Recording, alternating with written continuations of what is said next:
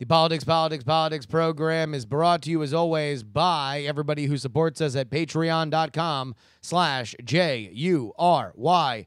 Headlines 5 days a week. If you are at the $3 level, you get 2 extra Headlines podcasts on Monday and Friday. That is how you can support this show and be prepared for one of what I predict will be the craziest years in political history. Go check it out, patreon.com/JURY. But enough talking about how we support the show. What do you say we just do the damn thing?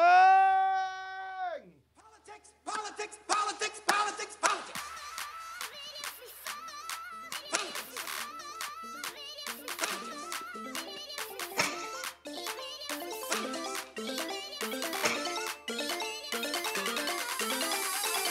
Yes.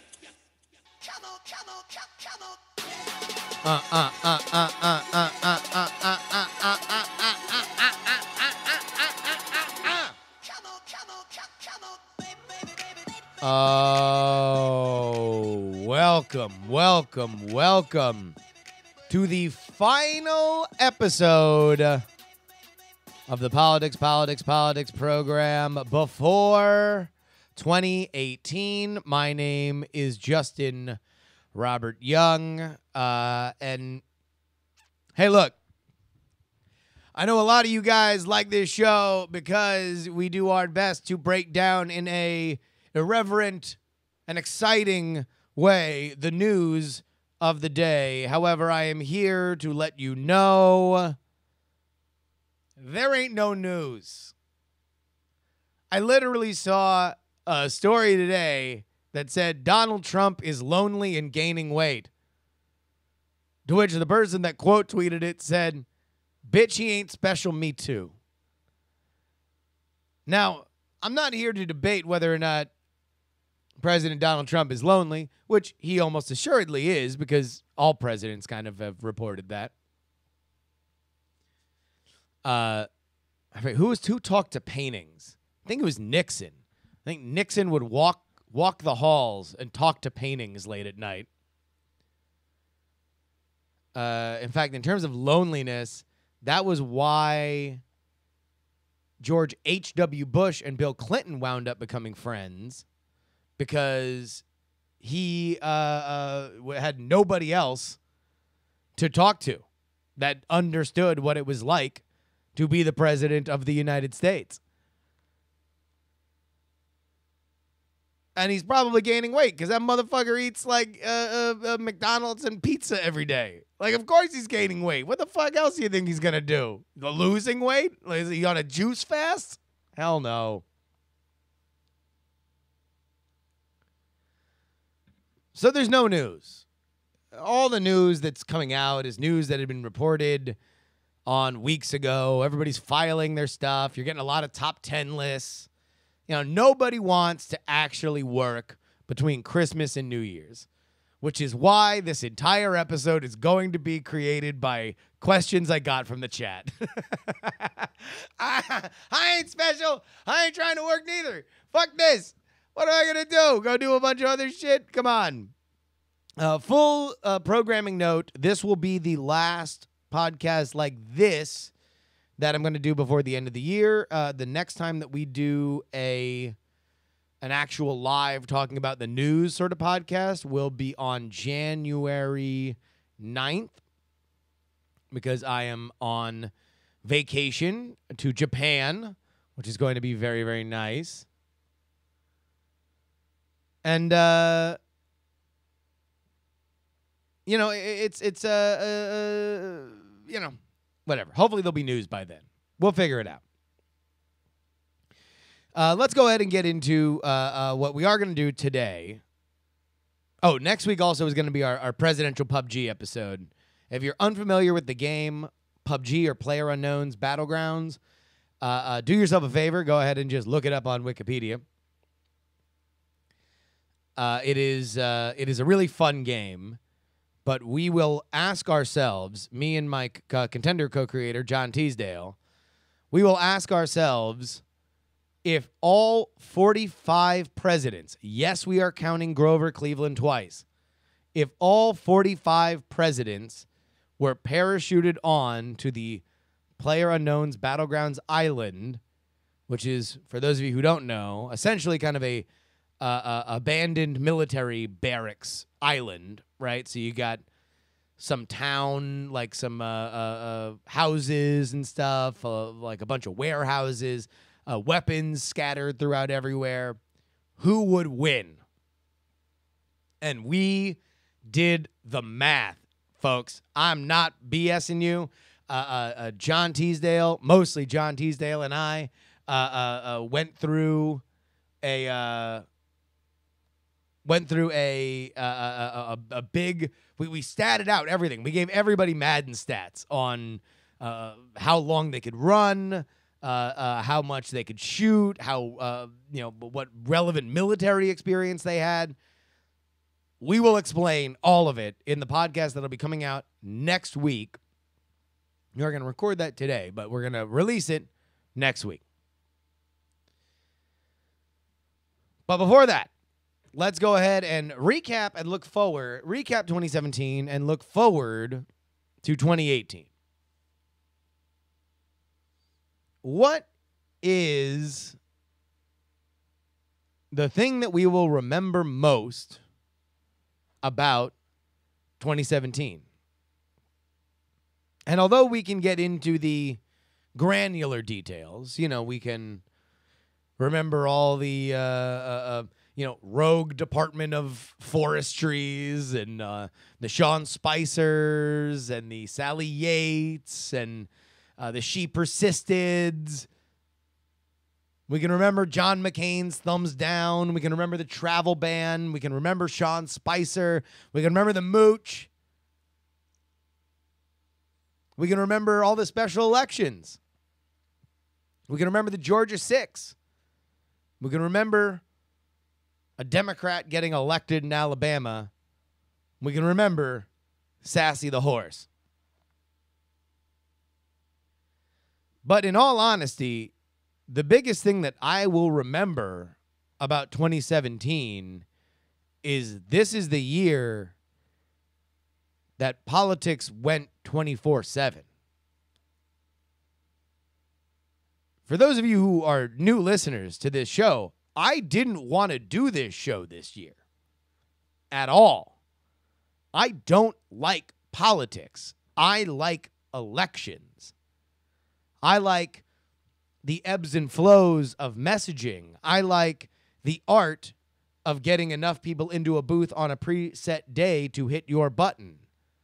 That's what I enjoy. I often find governing depressing. I find covering Congress sad.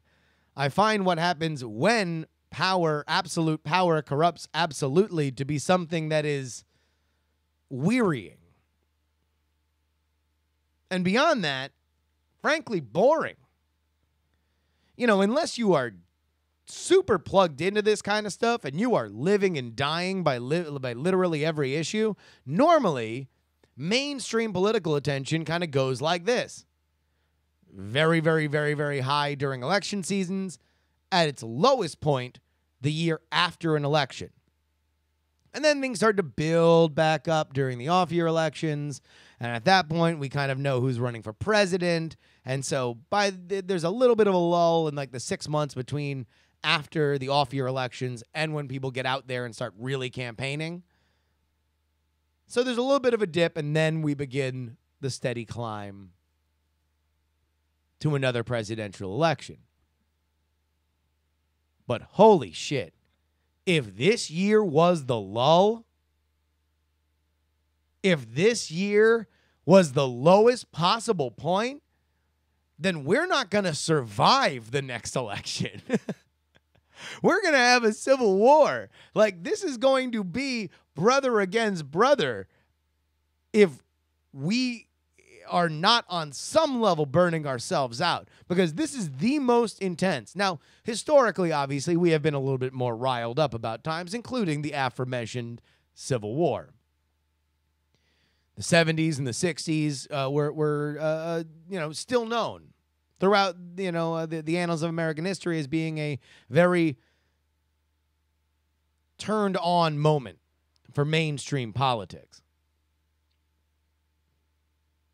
But what we saw this year, where decisions that, although impactful, were erupting into mainstream kind of people in the streets, gigantic protests, spur of the moment at airports, up and down the roads. Now, granted, I live in Oakland. Oakland is a town that, or a city that protests on a national level. If something is happening fucked up in your town, there's a protest in Oakland about it. But there is no doubt that when you look not only domestically, but also internationally, there's a change happening.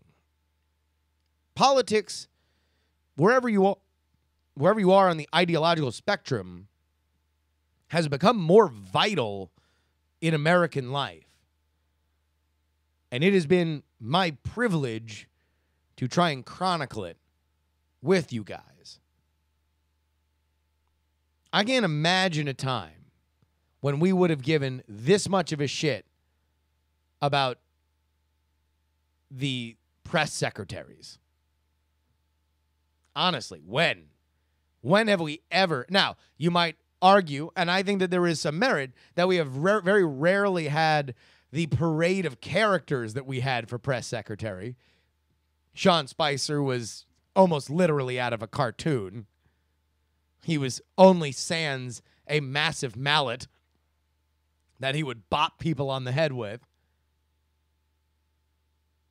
But furthermore, we had the Mooch, who was another, the cool Heathcliff to the Garfield, right?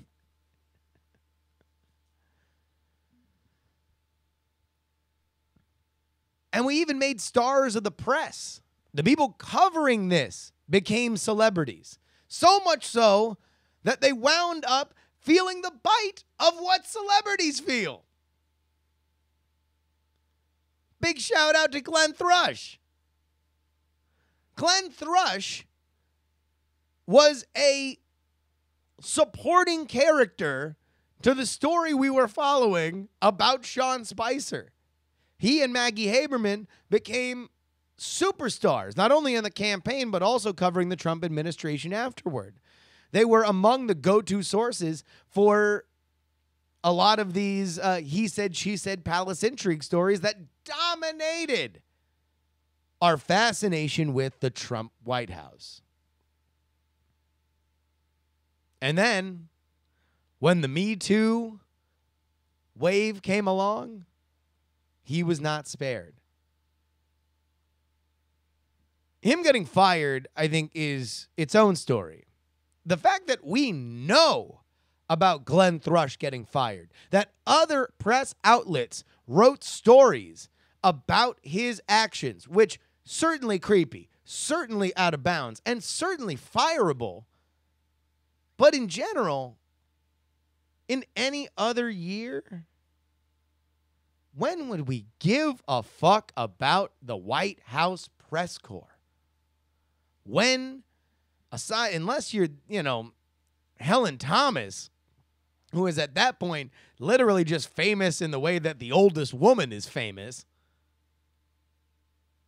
when have we cared? The nation was so hungry for politics that in early 2016, the story was, oh my God, did CBS fuck themselves by putting somebody too political on The Late Show? And as we end 2017, the question is, does Jimmy Fallon have to get more political because Colbert is whipping his monkey ass?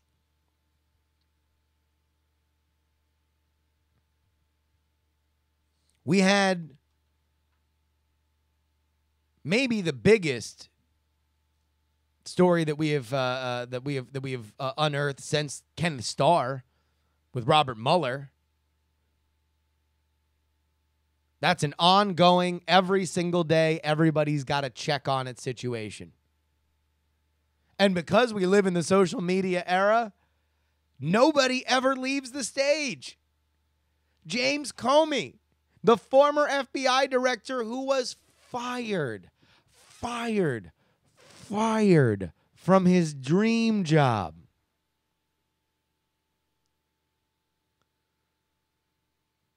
is now on Twitter tossing side-eye every time that Robert Mueller drops another breadcrumb. This is the year that politics went electric. Now, who knows whether or not it's a fad, or because of our shift in communication strategies, we will forever be this plugged in.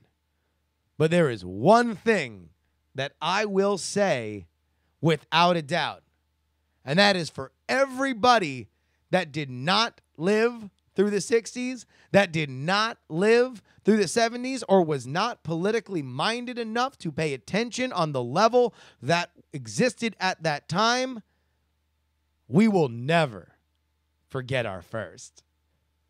We'd had wild presidential elections before. We had wild presidential elections where they went on for months before, like we did in 2000, or months afterward.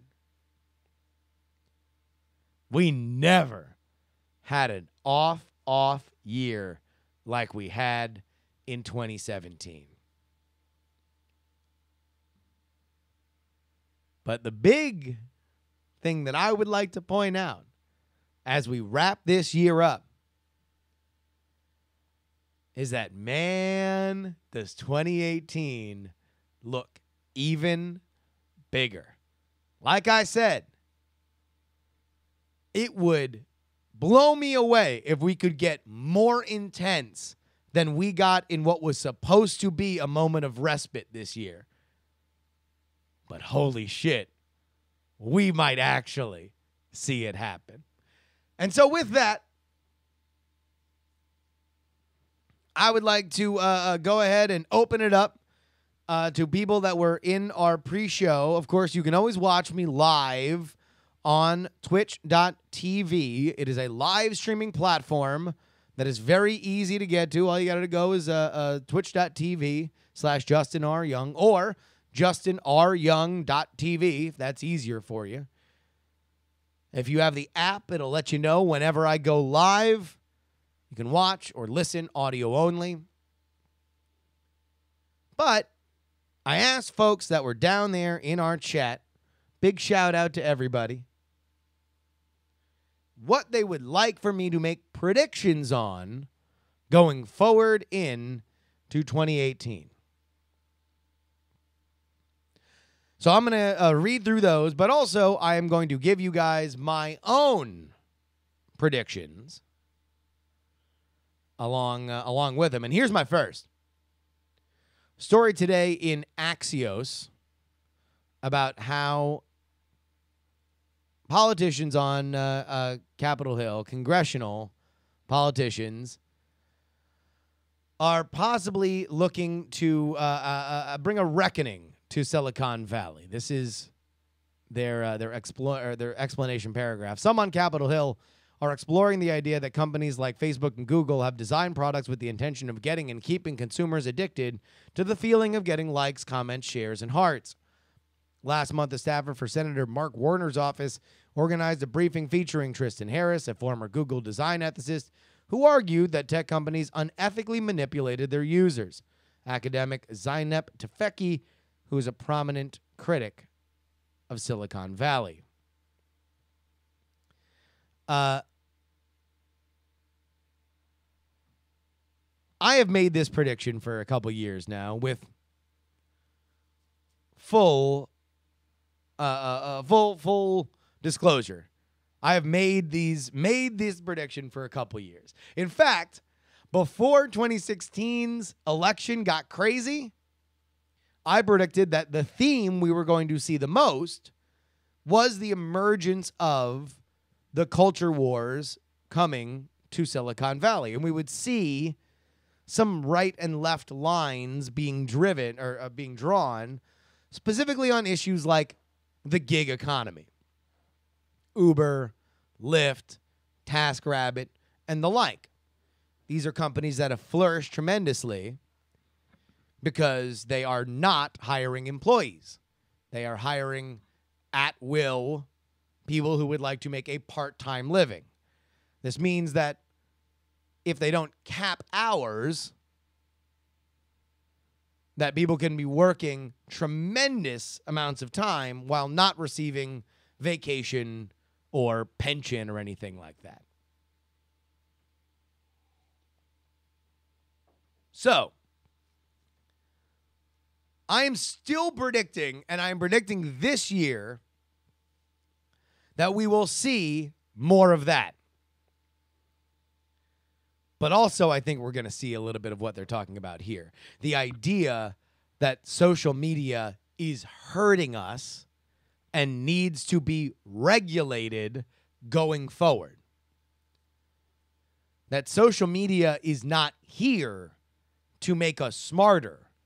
It is here to make us watch advertising.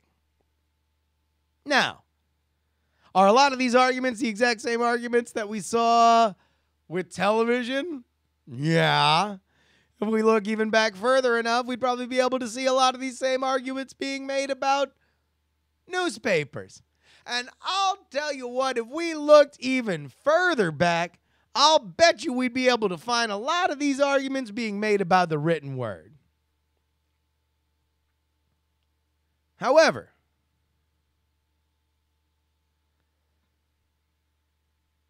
there is no truth in politics, only power. And I believe that what is happening now is going to be the idea that politicians see their constituents getting upset about this.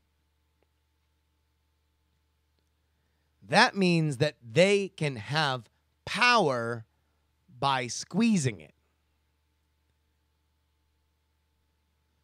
Now, there are two other elements that I believe will make this larger than it might be. Number one, Silicon Valley is not exactly the most charismatic place. Specifically, they're not exactly the best at projecting empathy.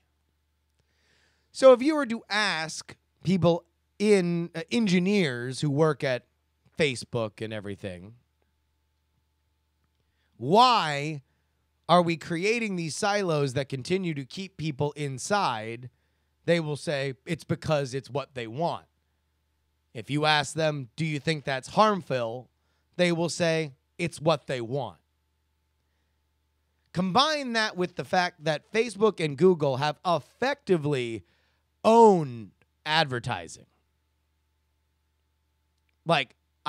Owned in the hacking sense. They now own the industry. They have done it on the backs of these silos that make sure that you are fed exactly what you want in a higher targeted way, in the most piecemeal kind of advertising purchasing you possibly can.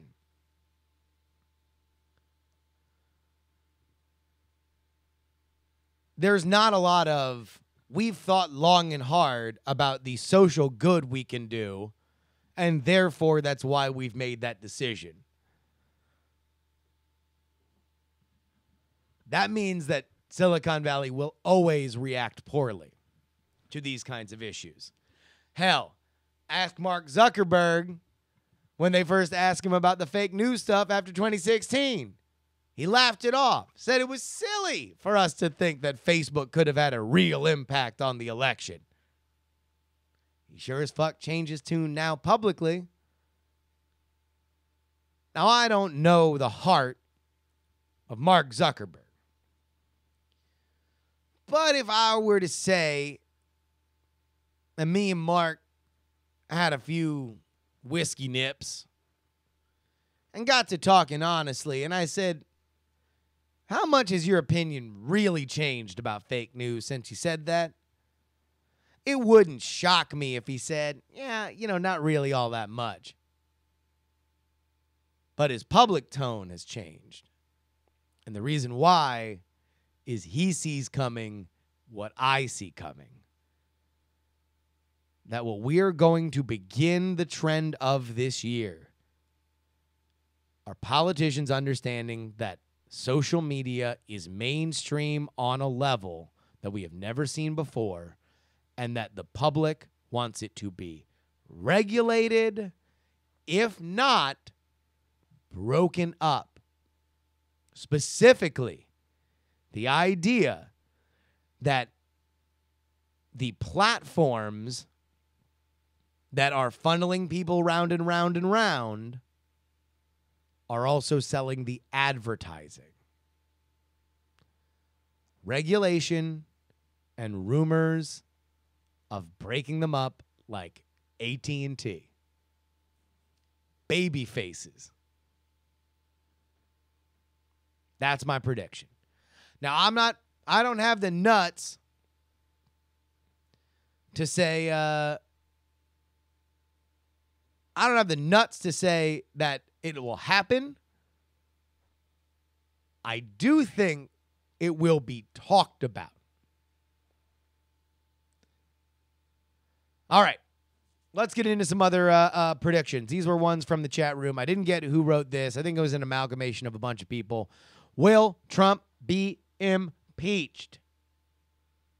No.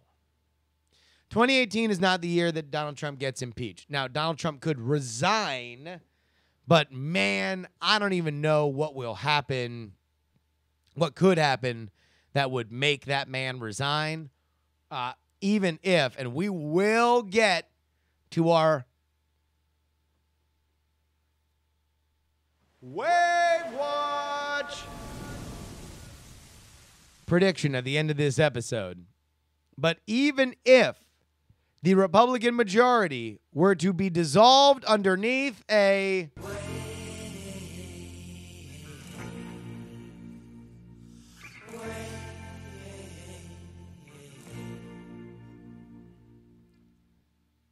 it would not be until 2019 that they could really start to tilt the vote. If this is going to be a bipartisan thing, I mean, listen, if the Republicans turn on Trump, he is screwed. I don't think this happens in 2018 at all. Now, Jay Milius, first in the chat room, asked, will Mueller bring charges against Trump? Will he bring charges? That is hard to say, but you want to know what? I ain't no shrinking violet. I will answer the hard questions. I will say no. He does not bring charges against Donald Trump. Not in 2018. I do think that the Mueller investigation wraps up in 2018. And I will say he does bring charges against one of the kids. Maybe Don Jr.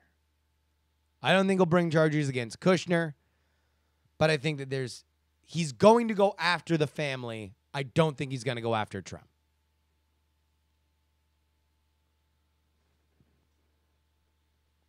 That's my prediction. We will see whether or not it happens. This is one of those that you can't really, you're really only, to say any of these guesses are educated on that particular issue. People are lying to you because we don't know what Mueller has. You can only kind of guess of the kind of things that they have. If Flynn is cooperating, I don't know. I would say they might reach on one of the business things on Trump Jr., but I would not I don't think he's going to bring anything against Trump himself, Donald Trump. Trump Jr., maybe.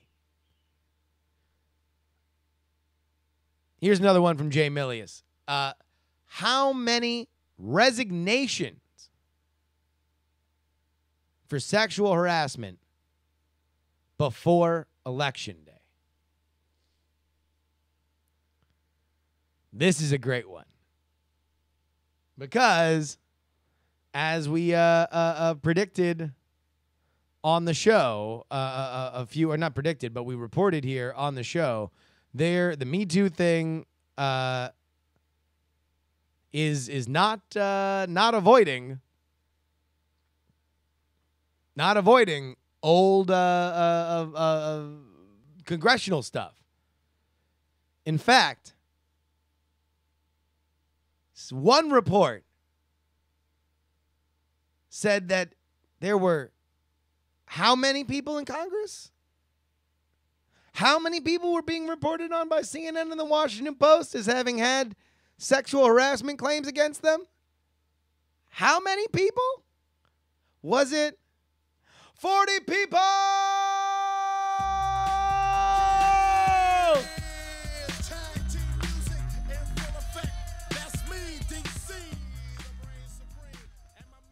Indeed. So, Franken went down, Conyers went down.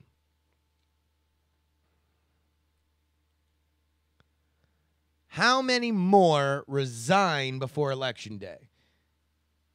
You know, I don't know how many more are getting thrown out the door at the beginning of 2018. I don't know.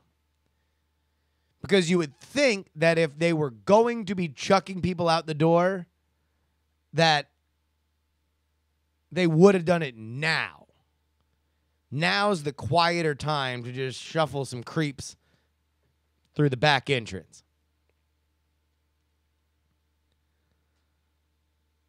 So I'm going to say that on both sides, we are going to get 5 more federal, so Congress being Senate and the House of Representatives, 5 more people that resign. 5 more people that resign.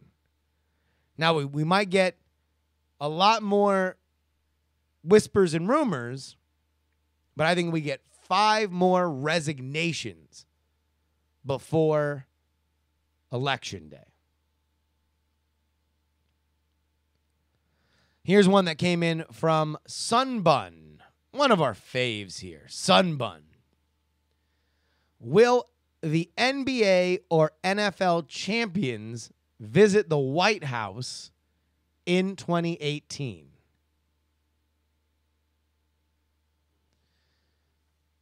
I think the NBA will almost certainly not go because the NBA champion will almost certainly be either the Golden State Warriors, who have already not gone in 2017,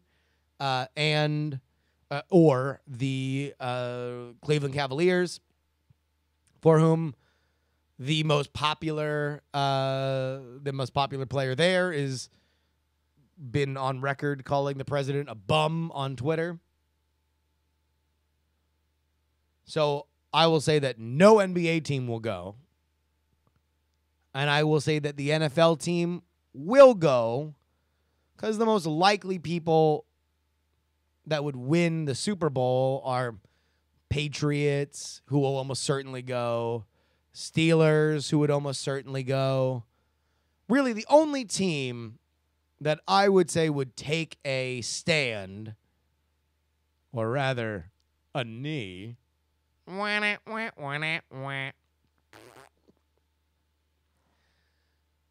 would be the Seahawks. I think that the Seahawks are pretty much the only team that are very outwardly political about it.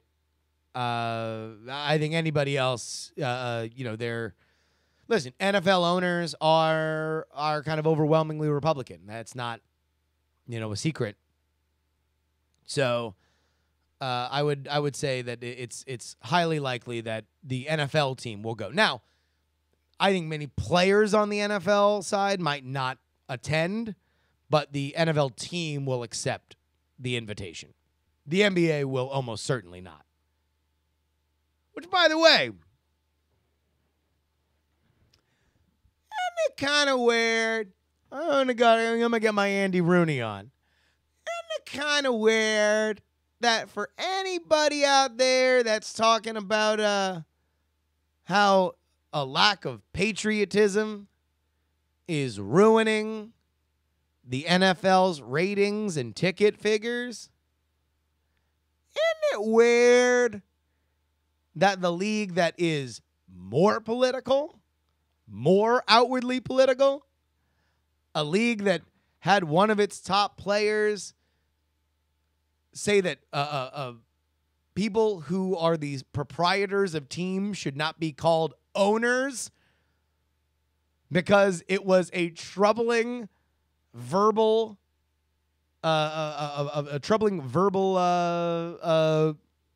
issue to have vast majority white people be owners of black athletes, that league is doing better in attendance and better in ratings? Do you notice that maybe, no matter what the president would like to say on his Twitter, that the decline and softening in NFL ratings and attendance might have a little bit more something to do with some of the poor decisions they have made in terms of their quality of play and PR, of their ticket prices, of the fact that they have continued to fleece cities out of taxpayer-funded stadiums that are further and further away, that cost more and more to park your car, that have been more restrictive about tailgating, that maybe a sport that has had tremendous ugly sights of head trauma, that has even weeks ago had somebody have a literal seizure on the the field and then come back in to play the game, that might have something to do with record ratings and record attendance softening slightly? That maybe the fact that it's a better experience to watch these games on the red zone, that maybe that might have something to do, and it's not just the fact that a backup quarterback wanted to make his political opinions known? Maybe. By the way, XFL, big shout out. Here's my prediction. The XFL will be a hit in 2018. All right, what do we got here? Griff_0. Who will be the biggest players in the Democratic circles in 2018?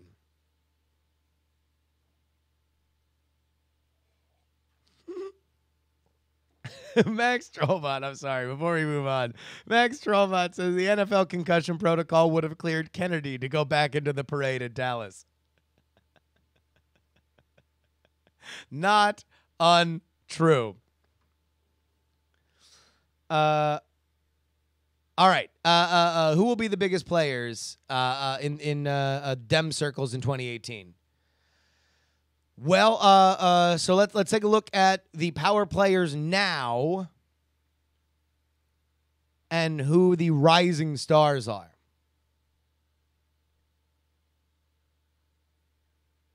I think that first among equals is Bernie Sanders.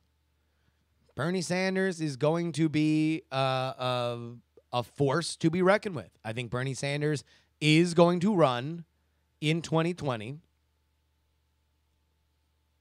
I think that he will continue to be the non-compromising conscience of a rising demographic within the Democratic Party. I think to that case, Elizabeth Warren as well. Obviously, you are going to see dark horse candidates like Al Franken. Oh, wait, that's a note from a few months ago. Yeah, scratch Al Franken. No longer Al Franken.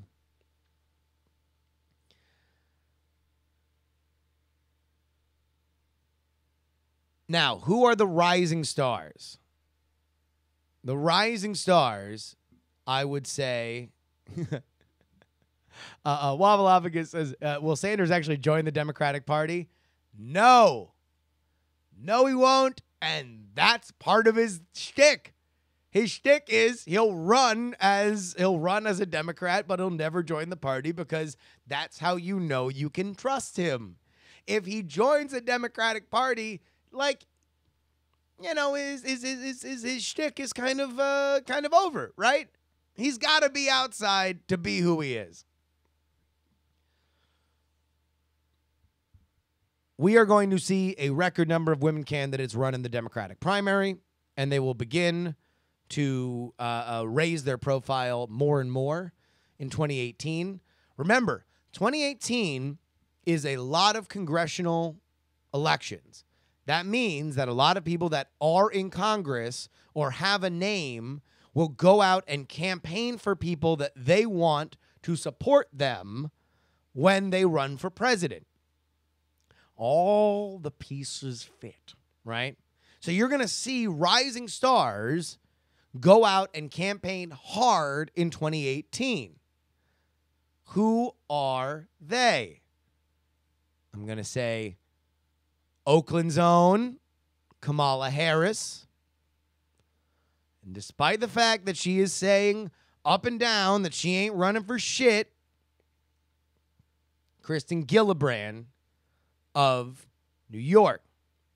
I think that those two are the ones to watch in terms of the rising power of a potential female presidential power, right? In terms of the wild cards, can't count out Biden. But I don't know exactly how he stays in the limelight unless he's just out there stumping.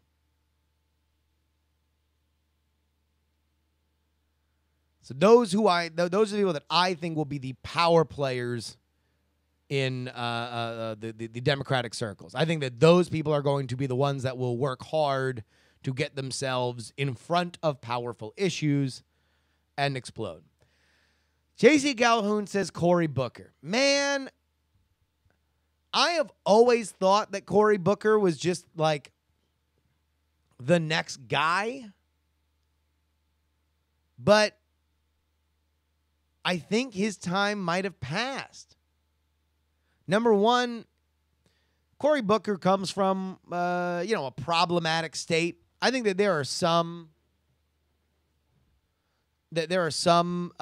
states where local politics is such a knife fight that it's hard to get out of there clean.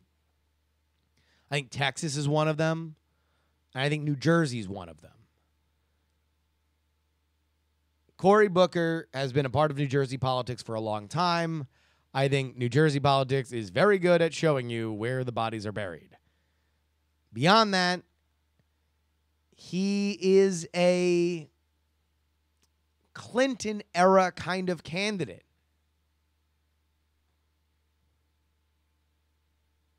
And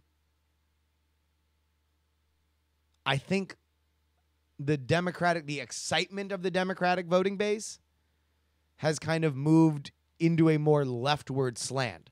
So unless he moves further leftward, which is possible, but then you risk being inauthentic, I think it'll be hard.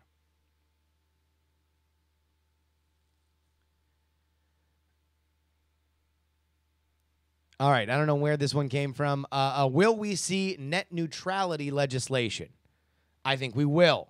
I think net neutrality, like what I said before about Silicon Valley becoming more of an issue, I think we're going to see bipartisan net neutrality legislation, and it will be controversial.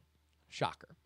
But I think we will see net neutrality legislation There's very few things that are going to get done legislatively, I think, in 2018 because these elections are going to be so contentious and we have a potential wave situation.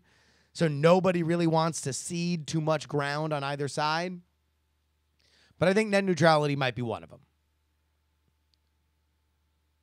Which brings us to the biggin. Folks, this is what we are going to be watching the entire year. We will be watching this with bated breath.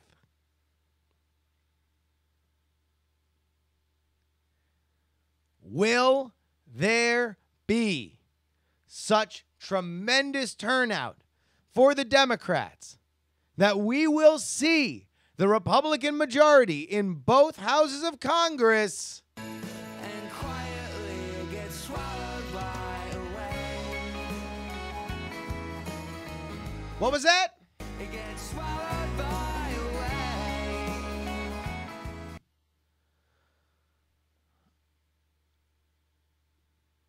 I will say now, for the record, on December 27th, that the Senate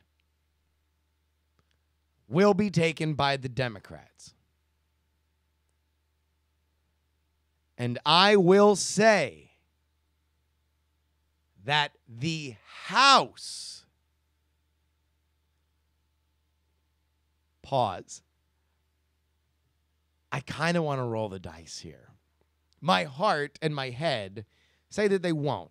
Statistically, this is still going to be very, very, very, very hard to do. But you want to know what? I'm kind of feeling like a gambler. I'm kind of feeling that my prediction on this show that a Democrat was going to win Alabama coming true.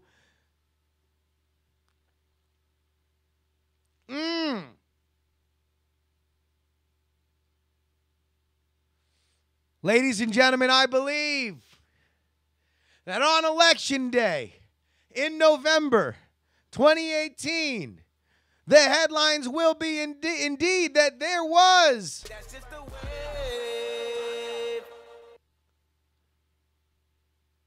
and the Democrats will also take the House. I'm betting it.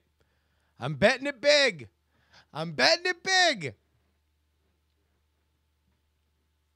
I think that they're going to take the House too. Now, I will let you know right now, I'm not very strong on that bet. I'm strong on the Senate. I do think the Senate's absolutely going to happen. And I think that it's very, very hard for them to take the House, but also we don't know what's going to happen between now and then with resignations. And man, if you look at that generic ballot, holy shit, are voters upset with the Republican Party. But wait. Are you ready for a prediction on a prediction? Because I got a prediction beyond 2018. I think that, not even a prediction, might just be a ominous warning.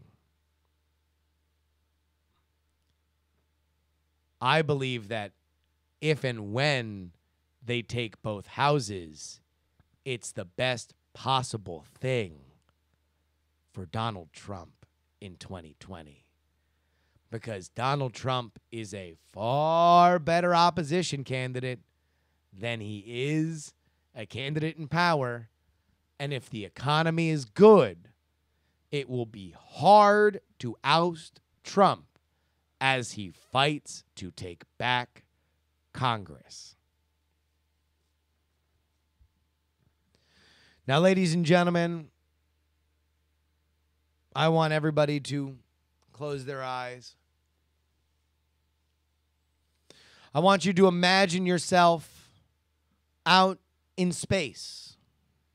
You're floating in space. You can look and see the moon on your right.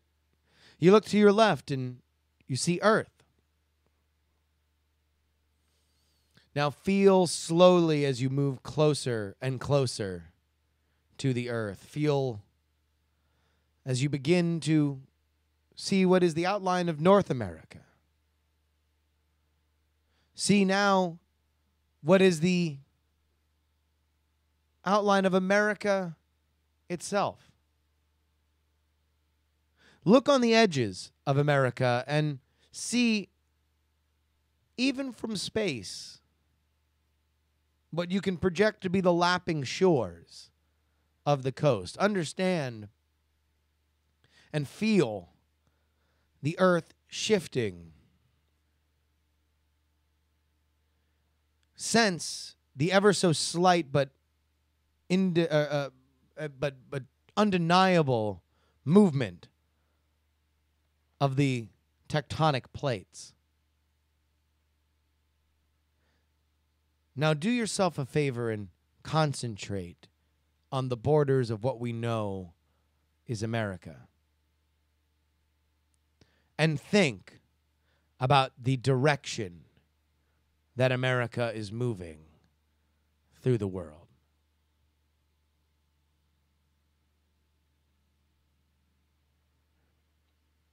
You are now zooming into America. You are now landing in a town you've never seen before. You now see the driveway. You see the Roman pillars. You see the gold-plated doors. Yes, ladies and gentlemen, you are at a gentleman's club. Yes. Inside, you see a stage. Because, ladies and gentlemen, this is now a determination of whether or not the country is going in the right or wrong direction. Folks, this is a Get on the floor if you got that booty.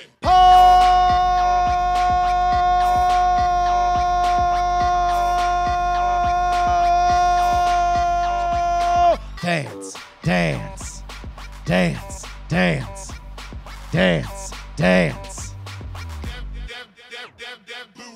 This is an Economist YouGov poll taken from December 24th to December 26th with 1,004 registered voters. Coming up first to the stage with 37%, it is the amount of the American populace who believes that America is headed in the right direction.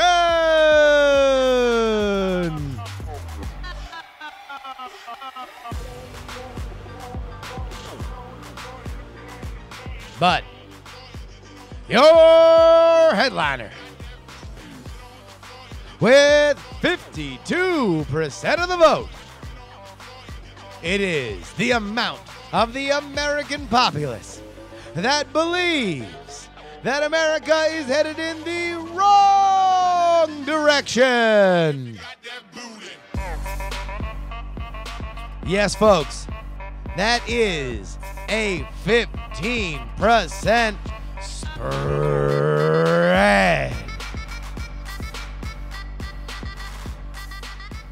in favor of America heading in the wrong direction.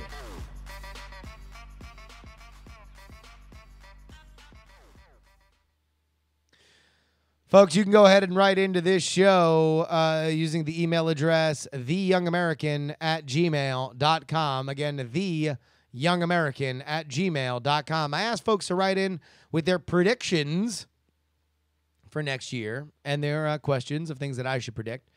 Tom from Chicago made a three-tiered prediction. Trump doesn't complete his term, and Pence moves up to the presidency. Pence names Bannon as the new vice president, and somehow he gets confirmed by the Senate. Pence resigns, and Bannon becomes president. Tom, that is a very fanciful prediction. And although Steve Bannon has said that he might run for president if Trump is forced from office, I don't think that Pence likes Bannon all that much. And I would find it fairly dubious for Pence to pick somebody as controversial as Steve Bannon instead of somebody a lot more safe. Tom writes, will Roman Reigns win the Royal Rumble? Come on, man. I do a politics show. I'm not trying to get people pissed off with controversial topics like that. Sean writes, I got taken for a ride.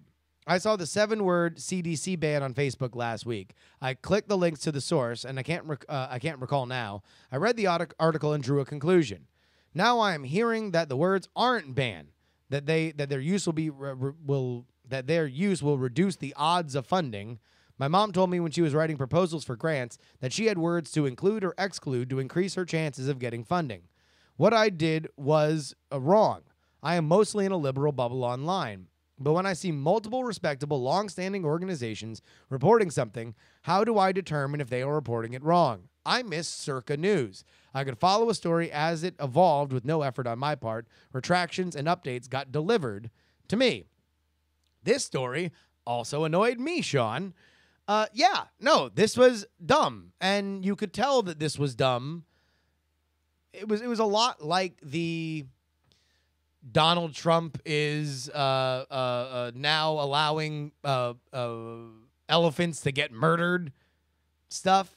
Like, anything the federal government does, if it can be associated to a previously established Trump narrative, will be headlined Trump White House blank, right?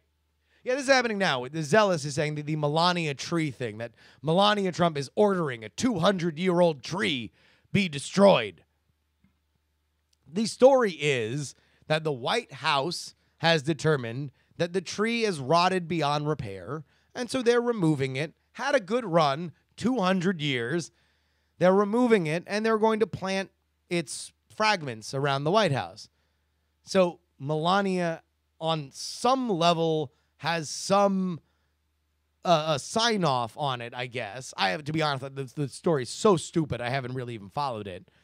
But this is not about, the pre-established narrative of the Trumps are running wild and they're ripping up everything and they're making everything in their own image. Okay? So here's what I would say, and this is a lesson that was burned into me as a person who reported on things for a living. If it is amazing, look into it like your life depended on it. If it is so amazing, it feels too good to be true, look into it as if somebody is lying to you to your face. Like, do your best to look into it, multiple sourcing. It's the internet. You can do a lot with very, very little resources. But anything that feels like it fits the Trump is a monster narrative, look into it. Look into it a lot.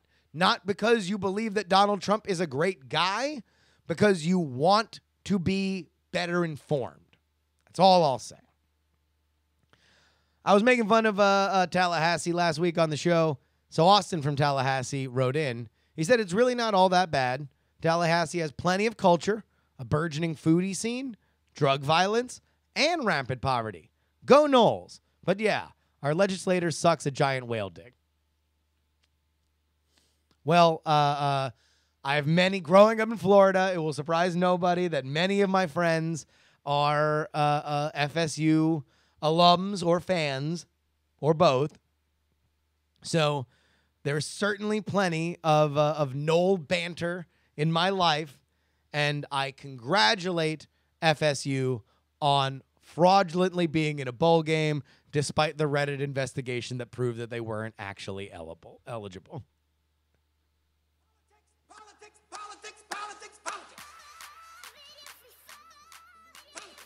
Folks, email me, theyoungamerican@gmail.com. Music is provided by Valesco and Drop Killers. Follow me at Justin R. Young everywhere and support this show at patreon.com Watch us live on Twitch, twitch.tv/JustinRYoung, and download archived episodes of this show at bonerwars.com. Big stuff coming up in 2018. Live show in San Francisco, beginning of March. More details on that coming up. Live show at South by Southwest in the middle of March. We got a huge thing in March. March is going to be gigantic. Thank you guys so much. This year blew my balls out my butt. I'm still looking for them. Thank you, thank you, thank you. Only bigger times coming in 2018. I will just leave you with this. Some shows talk about politics. Man, other shows, they talk about politics. And there was a show I just saw that talked about politics. But this is the only show that talks about all three. Pa! See you guys in 2018.